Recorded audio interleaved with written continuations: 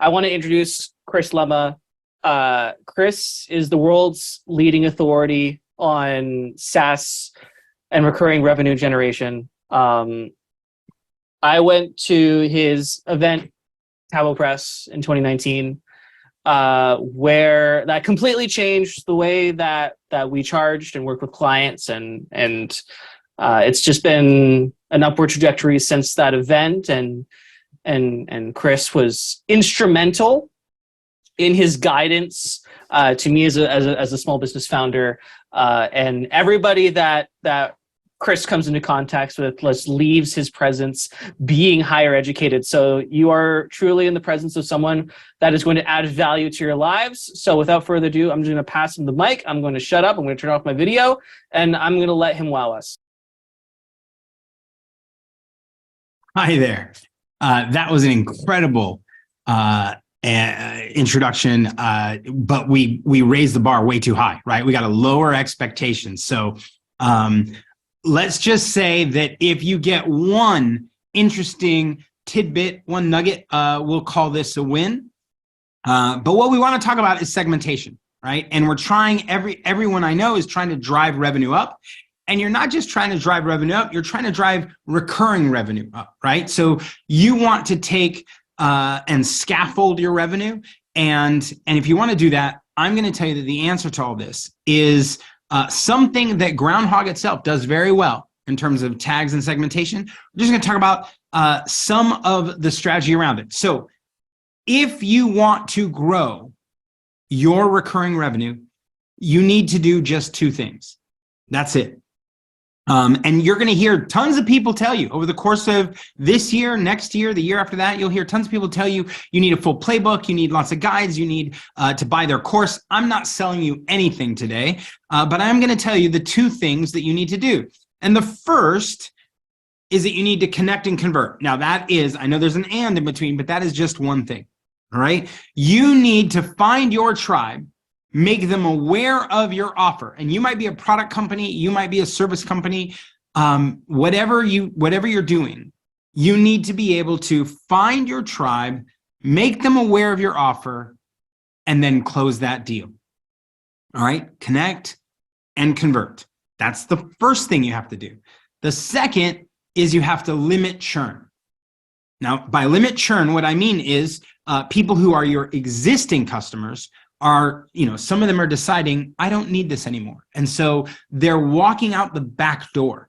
And it doesn't matter how many people walk in the front door if the back door is open and people are walking right out. So that's what you have to do, right?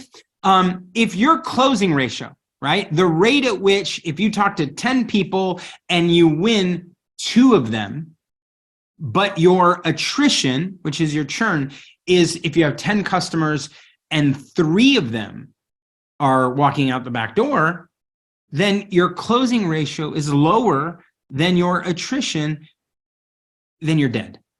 And you may not know that you're dead, but you're dead. And in fact, I worked with a company, almost 10 years ago.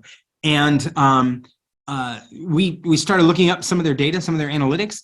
And I went, oh, you have about 2.5 years left. And they got really upset because that's not good news, right? You don't want to tell someone, hey, 2.5 years from now, you're going to be dead. But the curves, right, were clear, right? This is the rate at which you're growing. This is the rate at which people are walking out the back door. At this rate, this is what's going to happen. It's going to take this long. So we stopped working together. Shocker, right? They were like, no, I don't want any more coaching. And I went, okay. And then 2 3/4 years later, they reached out and they said, you were right and you were wrong. It wasn't 2.5 years. It was 2 3/4 years, but we closed up shop last week. And you go, that's horrible, right? But at the end of the day, our job is to make sure that we're growing the audience that we want and growing our customer base while limiting how many of them are walking away from us, all right? There are 2 acronyms that you might hear when we talk about recurring revenue, and especially if you're talking about a SaaS, if you're building a SaaS or you're building a SaaS-like productized service or any opportunities and offers in those veins. You might hear the acronym MQL and you might hear the acronym SQL. SQL in this case is not talking about a programming language that's used in databases. We're talking about marketing qualified leads and sales qualified leads. And if you use Groundhogg, you know this very well, right? You know that you have a CRM that allows you to bring people in and store those contacts in the CRM and tag them and segment them and do all sorts of things, and allows you then to create automations and email and everything else through Groundhogg.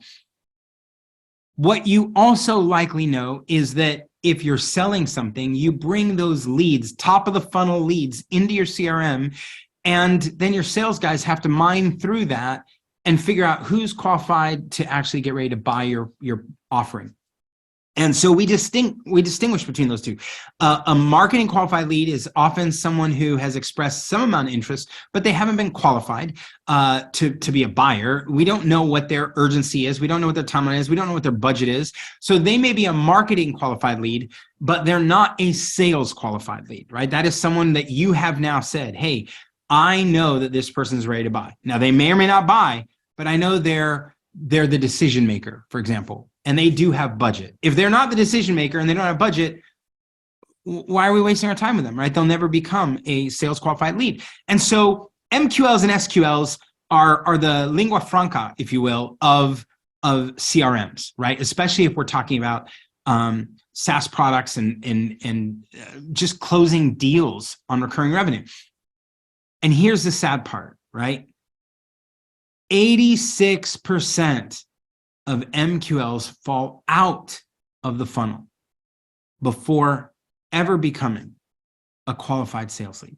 It means that your CRM, right, your instance of Groundhogg could get filled with stale, untouched, poor records that never become a contact that's going to buy from you.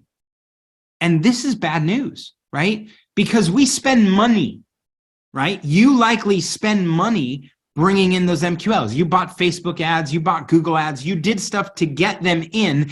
And yet, because we don't have a system and a process by which we can grow our recurring revenue, because we don't have a system or process for reaching and connecting those MQLs and turning them, converting them into SQLs, they just sit there for a while. I once went to a conference, right? I know none of you have ever done this before. We went to a conference, we bought the bigger booth space, we set up, and we collected business cards left and right. Like anybody who came over, we collect their business cards. When we went to close down the booth at the end of the conference, we had hundreds of business cards. But the guy that took the booth down, the guy who disassembled the booth and put it in the boxes and shipped it back to our office, he took the business cards that had been in this bowl that we had, and he just stuck the bowl with all the business cards into the box with all the other gear. And he wrapped it all up, and then he put the labels on it for FedEx, and he shipped it back, and he went back to the hotel, had a drink, got on a plane, and flew home. He arrived at the office the next day, as one would expect. And then no bowl, no cards, because no gear. Somehow that gear got lost, and that gear ended up traveling the country without us and didn't arrive back at our office for about 9 months. And what do you think those business cards were worth 9 months after they barely remembered who we were in the first place? I mean, they barely interacted with us. But 9 months later, that's like this. That's like you just like, what do you want me to do with that? Right? These are leads that are stale, and there's nothing we can do to get them going again. So this is what you don't want. You don't want MQLs just sitting there.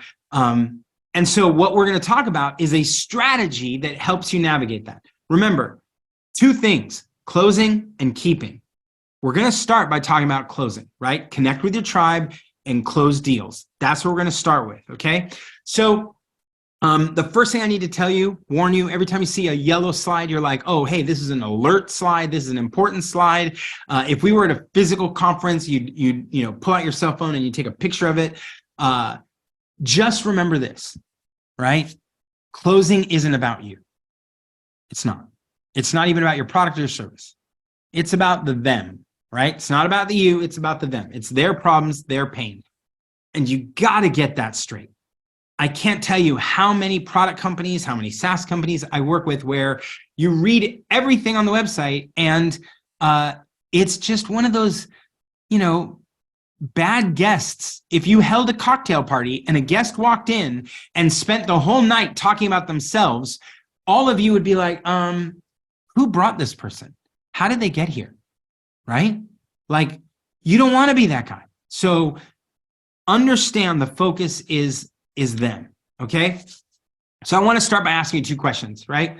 Why are there 6 different Mercedes SUVs? I'm not talking about Mercedes cars. I'm talking about Mercedes SUVs. Why are there 6 different ones available?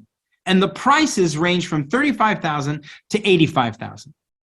Here's another form of the question. Why are there 14 different Hilton hotel properties in downtown Chicago? If I wanted to go this summer, the prices would range from $145 to $415 a night. Why is that?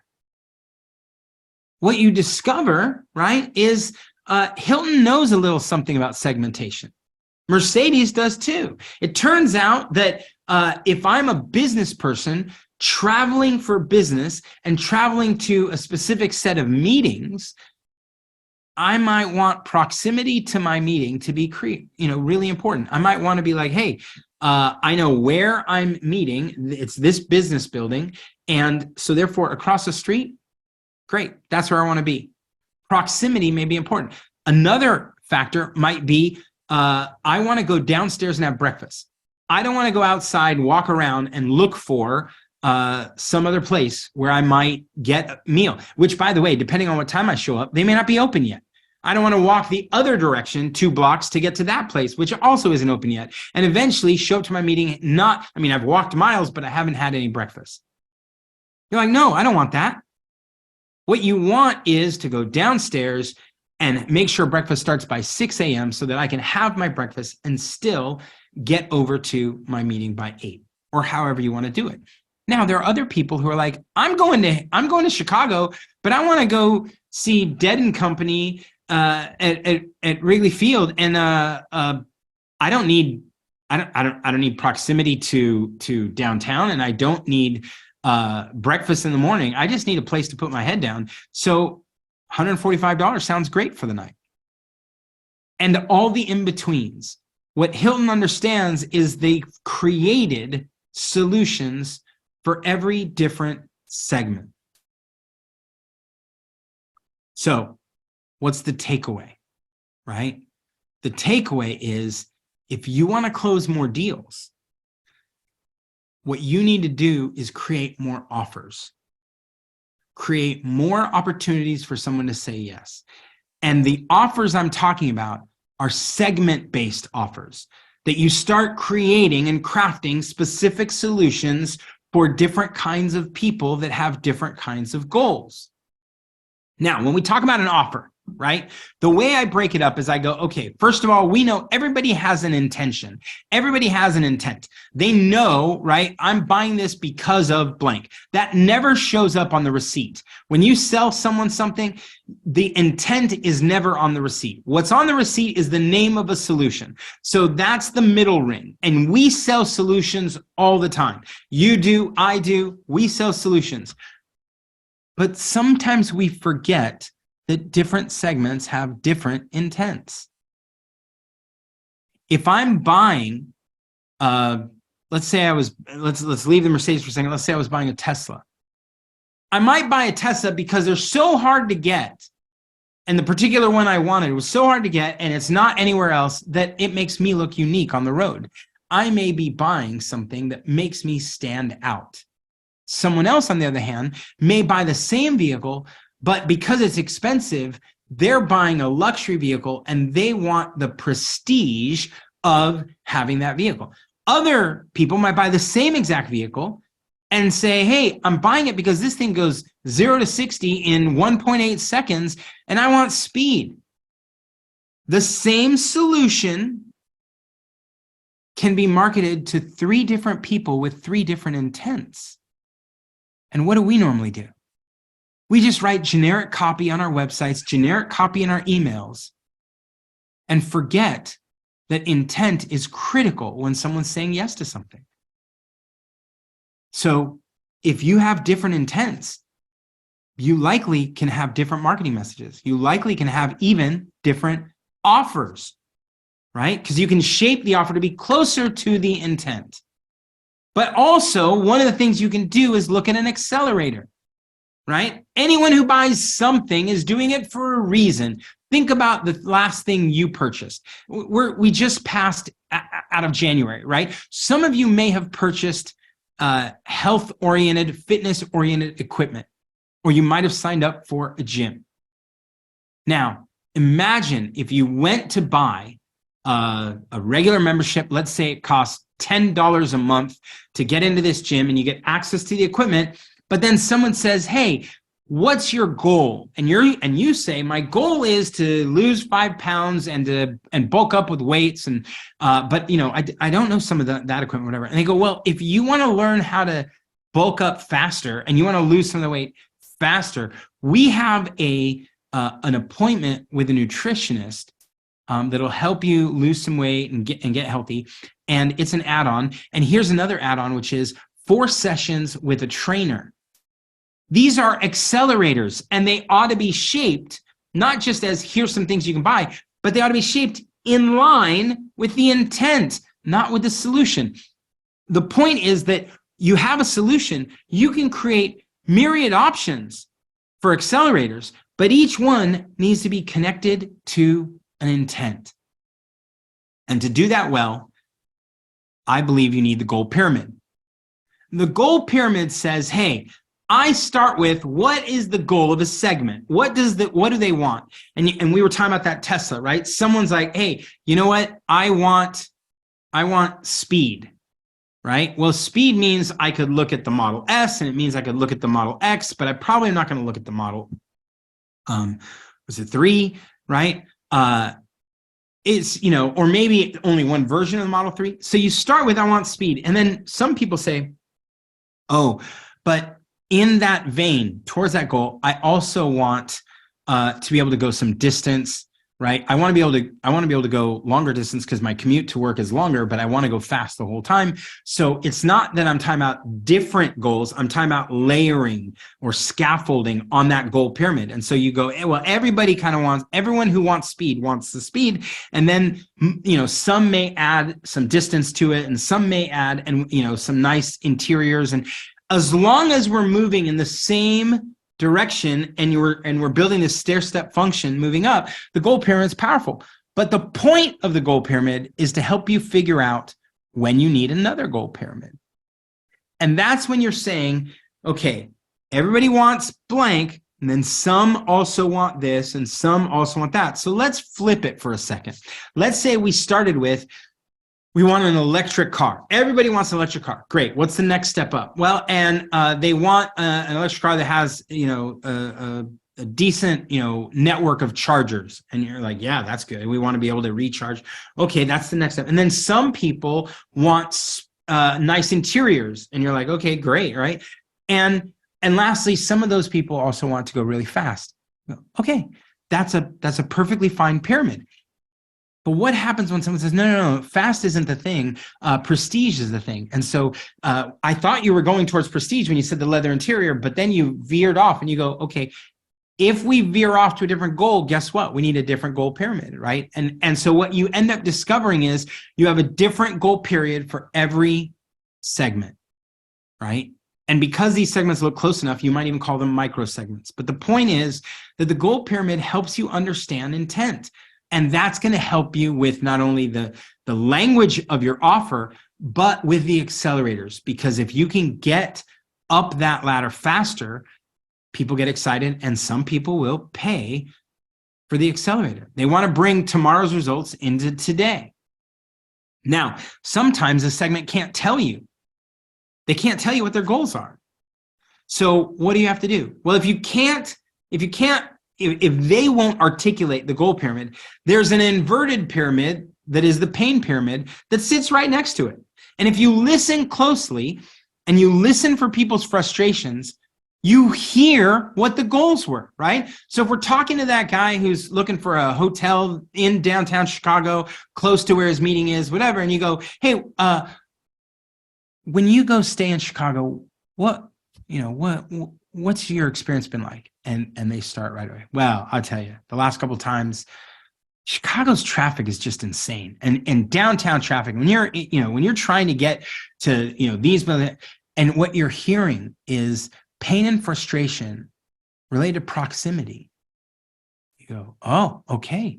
So now I know where it is. They go, oh, well, you know what? The other frustrating thing is I end up being there a lot for early mornings and early morning meetings. A lot of times when I fly into Chicago, I fly in the night before, we do an early meeting, and then by lunchtime, I'm back on a plane and flying home. And so I'm there for a very brief time, but I'll tell you, finding a place that's open at 7 a.m. for breakfast, not so fun, at least not in this area, right? And they're telling you, oh, I want not only proximity to my destination, but I also want food. You will hear the goals. They will come out. It's just sometimes they come on the inverse. Instead of being able to say, here's my goal, here's my goal, here's my goal, what you hear is, this pain bothers me, this thing frustrates me, this thing makes me so mad. And you go, oh, the inverse of that frustration is the goal. And so there's, you can get it either way. You just want to make sure that you understand what their goals are, right? Conversion, right? We talked about you want to find and connect with your tribe, and you want to then close them. And so in the convert and close, where segmentation becomes powerful on the marketing side is the story you tell, right? And the story you tell is simple. We don't need to make it complex. People will make crazy formulas and all that stuff. Look, it's really easy. This is a before and after story, right? This is what bothered me before. Here's how I solved all that after. This is what I couldn't do before, and now this is what I can do after, right? And so you're like, oh, yeah, I just have to be able to tell that story. The problem is that most of the time, what we do is we tell one story over and over and over and over again, instead of realizing that the before and after story is different for every segment. I told you, closing isn't about you. It's about them. And what you need to do is craft more specific offers. And not only more specific offers, but with more add-ons, more goal accelerators, and you will close more deals. That's how it will play out. And I've watched companies do this over and over and over. One of my favorites is a company that does all sorts of maintenance. They do white label maintenance. So they're a secret sauce, right? So they work with a bunch of agencies and they support those agencies, and they do it by way of website maintenance, right? One of their offerings. And so the customer is an agency who has a customer with a website. The agency says, oh, we'll also do maintenance, but then they outsource it and they white label an outsourced maintenance service. And so talking with the CEO, and I go, okay, but what do people want, right? When they're, I mean, you have an agency and and I understand that, but let's break out the segments. Let's get in deep. What does the segment want? The agencies that are buying it, well, what they want is their customers to be happy. Oh, okay. Well, how do they want those customers to be happy? Well, they want those customers to be able to ask a question and get answers right away. And they don't want the silly answers like, delete all your plugins and see if the website still works, right? Not that stuff. They want real maintenance, real support, real service, and they want it quickly. They don't want like hey, I noticed this plugin was out of date, so here, why don't you go fix all your website before you ask me the question? They're like, no, we want real maintenance and support, and they want it quickly. And you go, okay, so why don't we craft an offering that does that? And they're like, what do you mean? Like, we do that already. Like, we have timely responses, and we help people, and we answer, we do it well. Like, our ratings are super high. Our recommendation score is quite high. Like, we're doing that. I go, yeah, but you don't have any solution that when someone says, I want to go faster, I want the fastest response possible, you don't have a way for that to play out. And they said, okay, tell me what you mean. And I go, it's a red carpet club.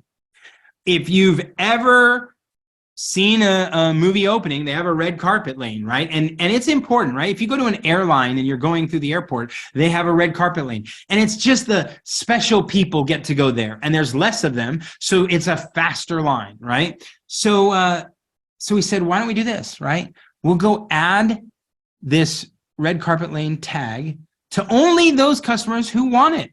Only those people who raise their hand and say, I would pay extra.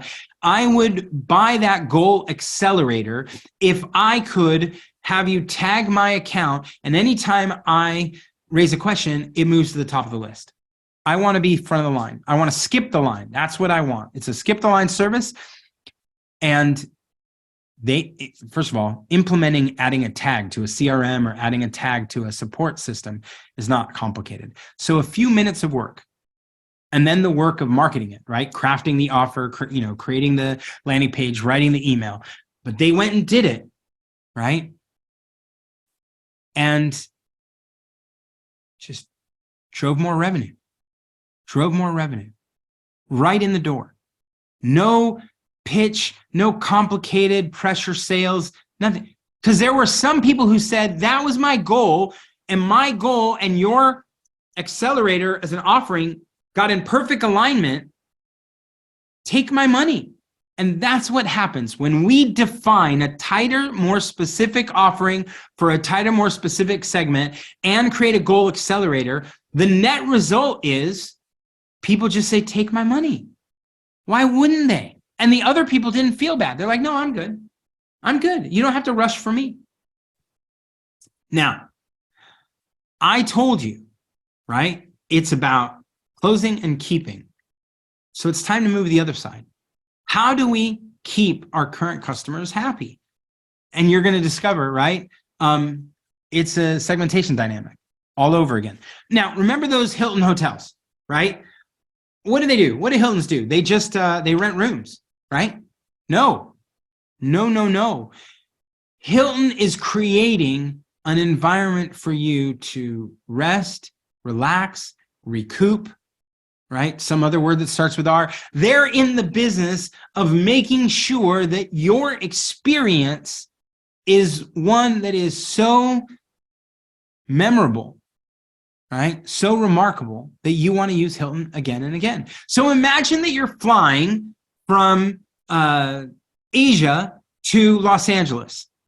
And I don't know if you've ever traveled internationally, but if you have, maybe this sounds familiar. You fly from one part of the world to another, you get there, and let's say you get there at 7 or 8 a.m. You go to the hotel and you say, hi, I would like to check in. And they go, oh, well, check-in's at 4 p.m. You're 7 or 8 in the morning and you're being told you can't check in for hours. And by the way, you just flew overnight, you're exhausted. You'd like to take a shower, maybe you want to change clothes. And the hotel is telling you the official time is 4 o'clock. That's not very helpful.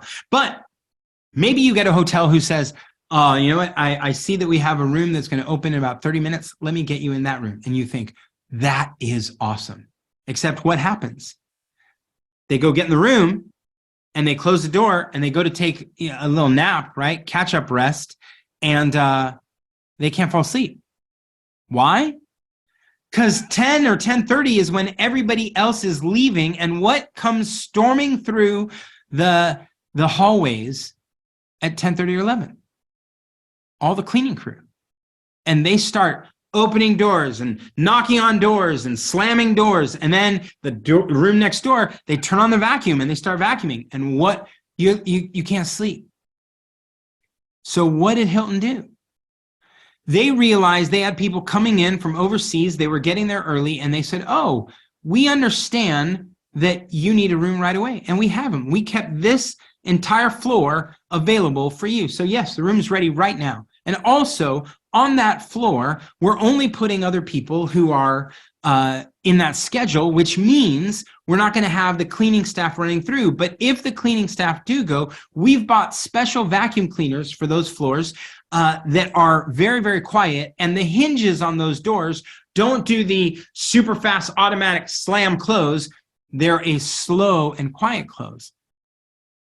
And you realize they just built a custom offering, a niched down, narrowed, focused offering for a segment of users that would delight those users to no end and would tell the story over and over again. That's what Hilton did.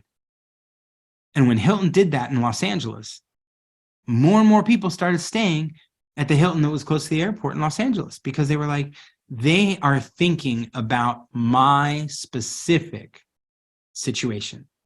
They have shaped the offer for my segment. So I come back to asking you, what are you doing? If you're using Groundhogg, you know that they have the ability to tag and segment all sorts of records in the CRM. Are you doing it? Are you tagging your customers that exist today? And here's the thing. You may think, okay, but they're all customers and they're all paying and they pay once a year, they pay once a month, whatever, right? And you're like, no, not all customers are the same. Some customers, if they submit a ticket, not every customer is house is on fire. Not every customer says, I need a response in the next 3 minutes. Some customers need it right away. Some customers are like, hey, anytime this week would be fantastic. Some people need dedicated people working for them. They're in certain industries and they need a quantity of responders available all the time, whereas others don't. Some people will call and say, I need this custom code to run. I need to trigger it this way. And they may need special accommodations made. Others don't. Some may need extra services. Others don't. All of these people are different. And yet what we do, right? We normally set up all our systems to be the same for everybody. And when someone asks us for an exception, we're like, oh, no, we don't do that. That's not how it works, right? And you go, no, our goal and our job. Groundhogg lets you have custom fields. You can create a custom field that holds some of these kinds of data elements in it. And as you bring on customers, as you're interviewing them, as you're onboarding them, as you're putting them in, you can literally fill those custom fields and the tags and segment on all that so that you can understand what goal accelerators are right for them. But it doesn't work if you never collect that data. It doesn't work if you never store that data. It doesn't work if you never use that data. Segmentation is critical.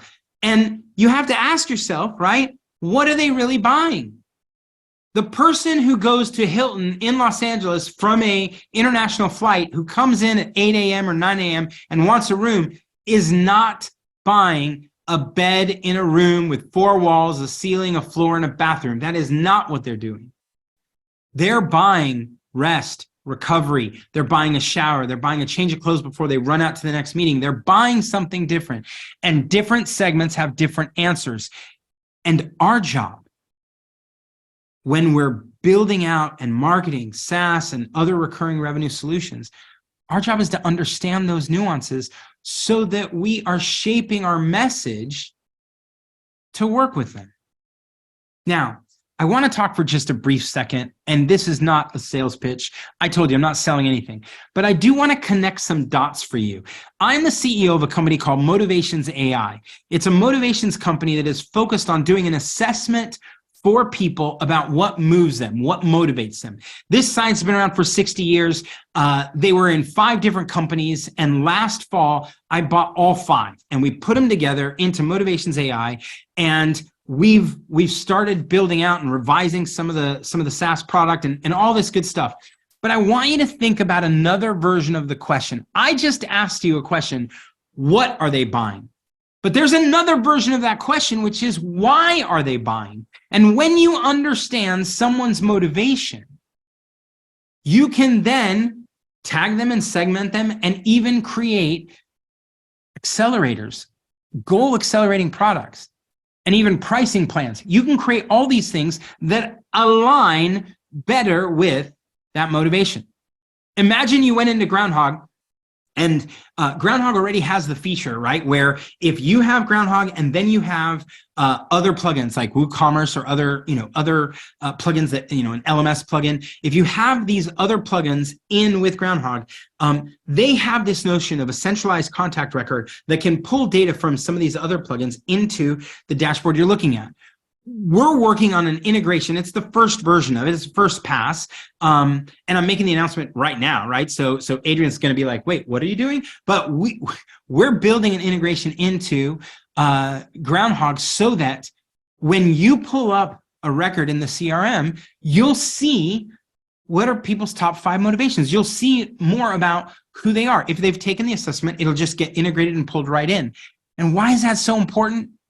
Because the emails you write and the phone calls you make and the messaging that you do changes by segment. And if I segment an audience based on what moves them, what motivates them, what they care about and how they work, then by all means, my message is going to hit them stronger.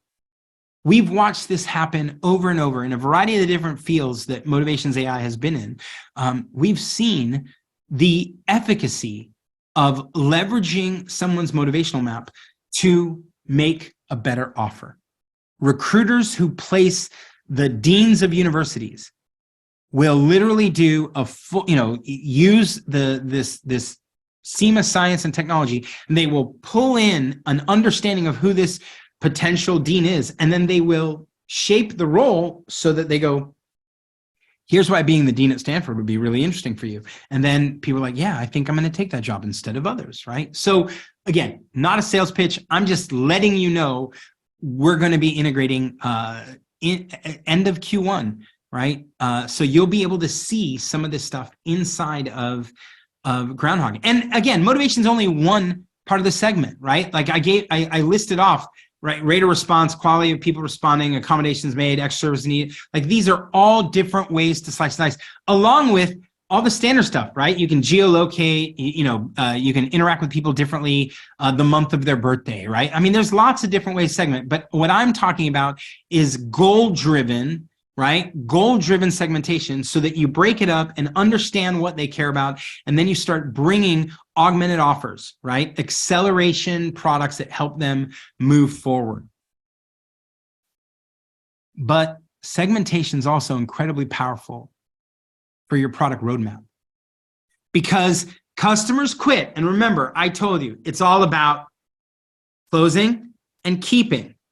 And keeping is closing the back door. And when you close the back door, you're like, I don't want them to leave. Well, why are they leaving? Well, customers quit when they feel, emphasis, highlight, underline, circle it, like you're no longer focused on them and their needs.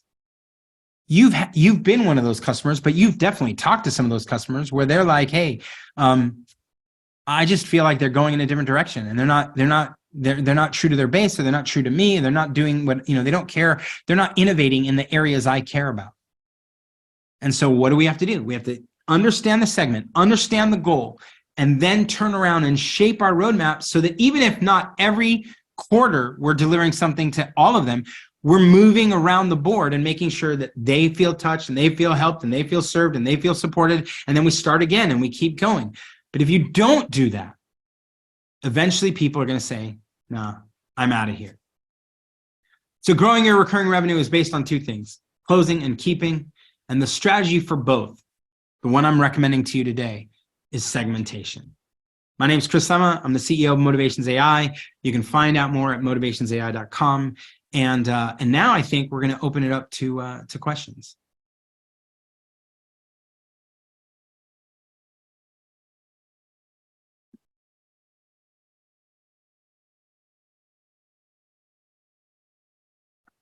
All right, I see the chats, but I don't see questions there. So if you have questions and you can get into the chat, go ahead and type them in there, and we will we'll try and tackle them. And if not, well, then we'll wrap up early.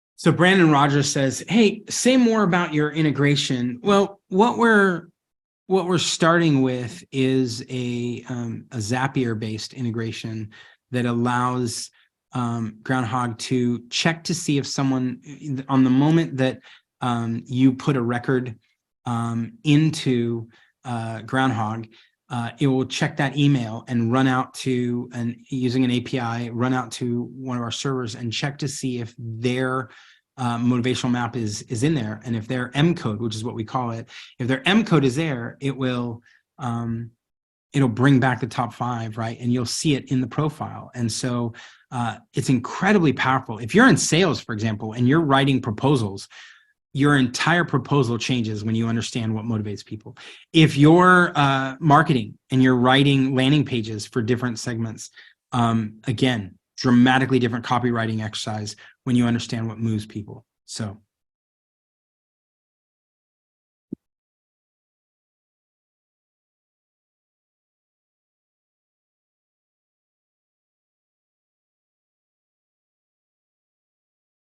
Could you feedback client behavior back to their profile? So client behavior is something you can track in Groundhogg, right? So for sure you can. There's all sorts of activity tracking is what it's called in Groundhogg. So you could do that behavioral tracking there. That's going to be different than pushing it back to us. Right now, our motivational stuff is unidirectional. It's bringing it back to the contact record. We're not changing because we have science behind how we got that motivational map. So that that we don't play there. But getting, again, if you use tags and segmentation inside of Groundhogg the right way, you can get lookalikes in your Groundhogg database pretty easily, right? Just based on using the tags. If you're trying to get lookalikes outside of that, that's going to be a little different, and that definitely won't be there at the end of Q1. Adrian's back, which is good news. I'm back. Yeah. And so I'm just answering some questions. I introduced one little announcement that we're working on an integration between our Motivations AI product line and our M code, which is a motivational assessment with Groundhogg. Cool. And so I made that announcement and you weren't on the line at the time. So I just wanted to circle back and let you know that, so that we'll circle back when we get close to wrapping up so we can talk at the end of the quarter. But someone's asking, hey, how do you get them to create a profile or an M code? We'll show you that over at motivationcode.com. But don't worry about that right now. We got to get the integration first, and then we'll make all the announcements from there. Hey, if you want to plug something, or you want to do a demo, or you want to screen share, we got time. Yeah, no. You're good? Again, Okay. The point of this talk was on segmentation. It wasn't on motivations AI. I just used it as one little slide that said, hey, by the way, we're doing something interesting that will connect the dots. Well, way to pique curiosity, because now you got people. See, this is why Chris knows what he's doing, because now he's got everybody like, well, but I want to see it now. Like, what is it? What is it? Like, I want to know. It truly is amazing. And what's more amazing is when you can see it inside a Groundhogg. When you can just pull up a record and right in there, you're like, oh my gosh, he's motivated by this thing, or they're motivated that way. And so the pitches, the proposals, the marketing content, the emails, everything changes when you understand what moves a person. So we're excited about. And Al is asking, can this work in HR, like employee retention? Oh, it absolutely can. We're also working on integration with some, we have a Q2 and Q3 effort going on that will be moving towards some of that stuff. But it's also great for coaches. So if you're a coach watching this and you want to talk about how coaches can use this, yeah, it'll be great. But the point is, it is just a tactic in the broader strategy of using a CRM and in the broader strategy of segmentation. We're just a tactic. So you don't want to confuse, right, tail and dog. The main thing you got is you need Groundhogg, you need a CRM, you need segmentation. That's the strategy, and then we can throw a little spice in there to make you more effective. But it's not. It's a part of a broader dynamic. All the comments are like the anticipation and oh my god, I want it now. It's just, you know how to plant seeds, man. Oh, it's awesome. Plant seeds. Well, thank you guys so much. This has been a blast. I hope it was helpful. And Adrian, I suppose I will send you a copy of the slides so that you can make them available to folks. Is that right? Absolutely. So here's the deal. So for everybody that wants to watch this presentation like 4 times, because obviously you do, because it's Chris Lema, then you will be able to watch the recording like within a few minutes, like on like the Zoom Hub platform. And if you want to give me the slides, I can also upload the presentation. And of course, this is also going up on YouTube by the end of next week. So it'll be available there with a link to download the slides as well. So everybody will be able to get their information. Chris, for the last time, what is the best way that people can reach out to you if they need help, if they need your guidance, if they need your insight? Like, where do they go? How do they reach you? Yeah, best place is there used to be this super awesome social network called Twitter, and now it's shrinking by the day, but I'm still there. So you can always find me at Twitter, and that's at Chris Lema. I just pasted a link to the slides into the chat, so people can grab from there too, and I'll send it to you, Adrian. And then I have a website at chrislema.com, and you can find me there. I'm around on the website. I'm around on Twitter. And Chris is available because he listens to Michelle. I'm not sure if you caught that presentation, but be available is like. Being available is critical. Yeah. Being available is critical. Steve Martin says you never get picked for the job if you're not in the room, right? Yeah. Like they can't point to you, right, to pick you for the job. And he's talking about, all of the Steve Martin. I mean, we're talking about the famous Steve Martin, the actor, right? And he's like, you don't get put into a film and you don't get picked if you're not in the room for them to point to you. And that's all about what Michelle's talking about in terms of availability. You got to be present. You got to be there. You got to be there. If you're not in the options, then you're not getting picked, right? So yeah, I'm online and you can find me for sure. But at Twitter and at chrislema.com are the easiest ways to reach me. Or if you want, right, I can give you Adrian's personal cell number, and you can always text him anytime you want to ask me a question, and then he'll route it to me. But that way you have his number in your phone, like just anytime you need Adrian. That's right? What I need, another channel for availability. Another if I don't have enough already. Well, thank you so much, Chris. You're a riot as always, and always bring fantastic energy. So thank you, everyone. Thank you for spending the last 50 minutes with Chris and myself and being present for Groundhog Day. You guys are available. You guys are 99% of success is just showing up. So there you go.